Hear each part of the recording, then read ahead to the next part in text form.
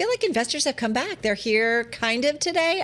Market's bouncing around again, seeing some outperformance, though, especially when it comes to some of those big tech names. Yeah, but the direction for much of the day was kind of unclear. I mean, on the S&P 500, we were down as much as half a percentage point and as high as 1.3% today. So I don't know. Are investors trying to figure out exactly which way things should be moving? You know what? Let's just take the cooler than expected CPI report for what it was. It was a good sign, and I think investors are happy with that for now. And that's really all I can work on for now because so much is unknown. I don't know, guys. I think we're fading. I mean, I hear you that the Nasdaq 100 is still up, but the Dow's negative. You look at the Russell, you look at the S&P, that's rolling over too, and it really just begs. If we fade into the close, that's never a good technical sign as we head into tomorrow. And again, not to sort of look at everything through a pessimistic lens, but when you look at an S&P where the big decliners on the day all seem to be in that more consumer-facing part of the economy, your Hershey's, your Targets, Dollar Tree. Don't forget the airlines down for another day after some of those profit warnings that we got out of Delta and American here. So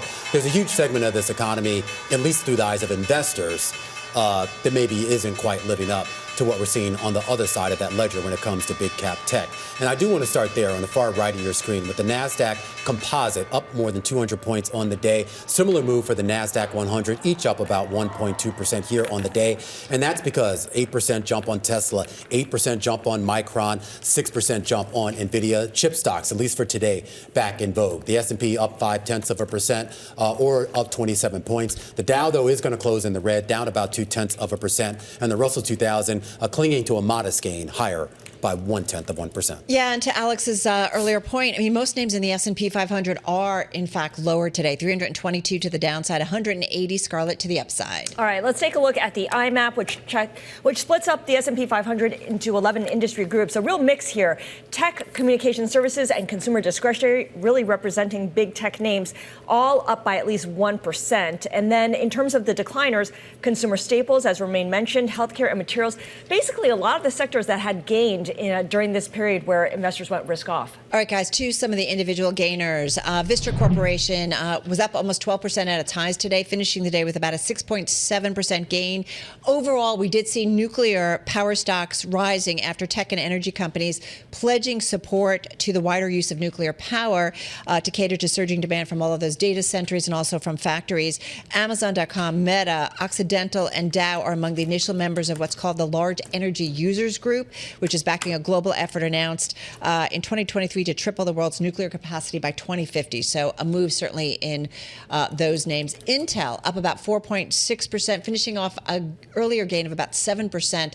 That was its high intraday, but still about 4.5% higher. Reuters out saying that TSMC has pitched NVIDIA, AMD, Broadcom, and Qualcomm about taking stakes in a joint venture that would operate Intel's factories. So under this, TMC would run the operations of Intel's foundry division.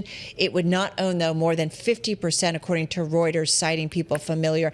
Any final deal apparently would need approval, though, from the Trump administration.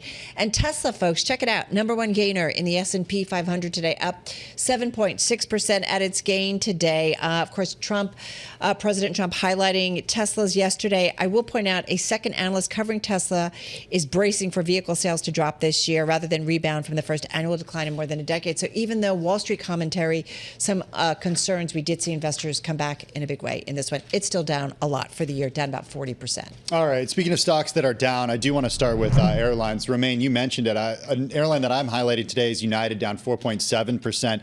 But airlines as a whole continued their descent today. The latest batch of U.S. inflation data showed that airfares posted their steepest month-over-month decline since June. Stuart Paul from Bloomberg Economics was on with us. He reminded us of the seasonality here, and that this time of year we're not seeing a lot of demand, and also compared to sort of the holiday months. But it does still add to a sign of a downturn in travel demand flagged by carriers in recent days. As a reminder, this week we got two of the biggest U.S. airlines, American and Delta, slashing their financial forecasts, and a host of major retailers, too, warning about demand. This is concerns, adding to concerns about a potential recession. Harley-Davidson shares falling today, ticker HOG, down by 5.7%. One of several U.S. exporters that fell after the European Union launched countermeasures against new U.S. metals tariffs. Proposed targets including steel and aluminum products, motorcycles, beef, poultry, and spirits. Speaking of spirits, Brown-Forman, the maker of Jack Daniels, also fell on this. And then iRobot shares down 36%. The company raising substantial doubt about its ability to continue operating, and its board has begun a formal strategic review to evaluate options, including refining its debt and exploring a potential sale. Remember, it wasn't that long ago that Amazon was going to buy this company for more than $1 billion. Now it's worth just a fraction of that, just over a market cap of just over $100 million. I thought everyone loved this thing. Man, I'm a Dyson person, but I thought everyone loved the robot that cleans for you.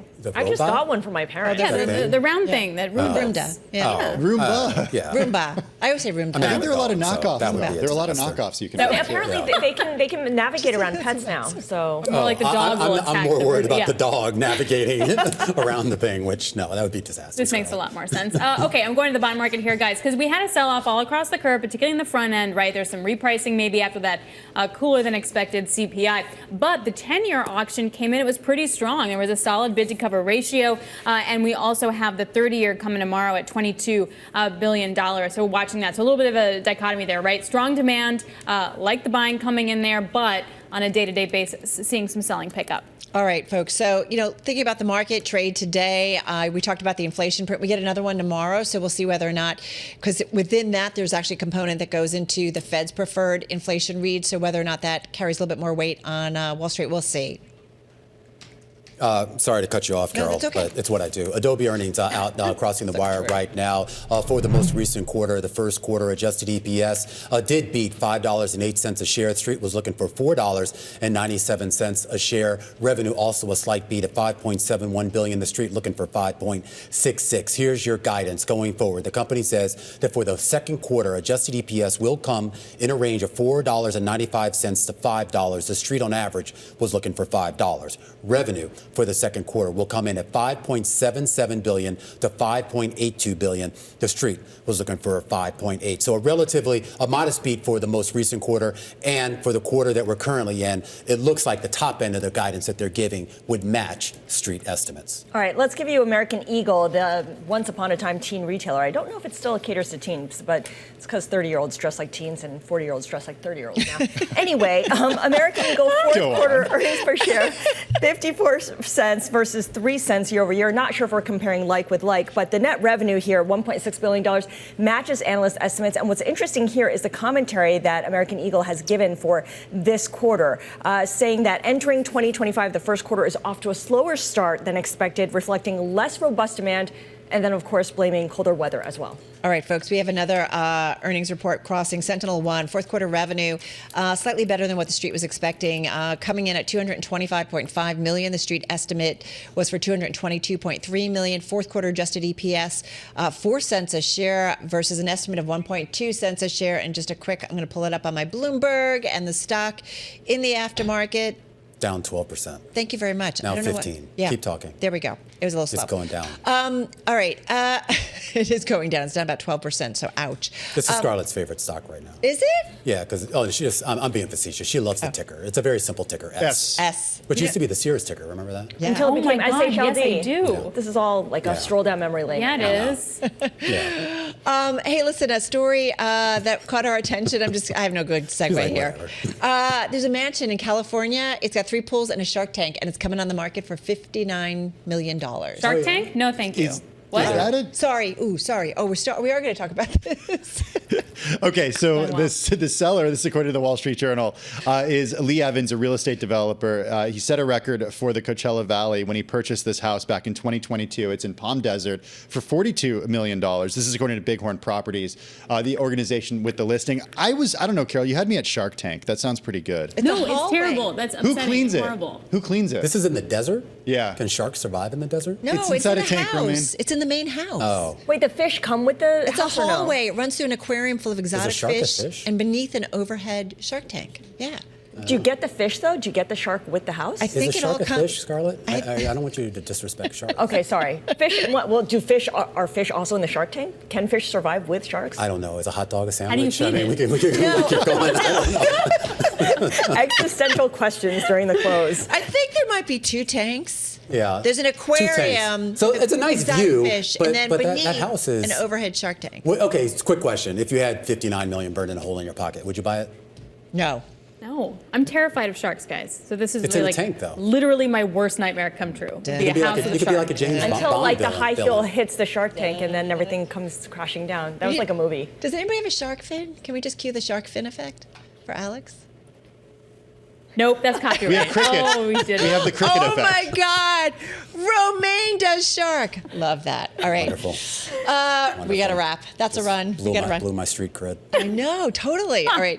That is our cross-platform coverage. We do it on radio, TV, YouTube, Bloomberg Originals, and wherever the sharks are.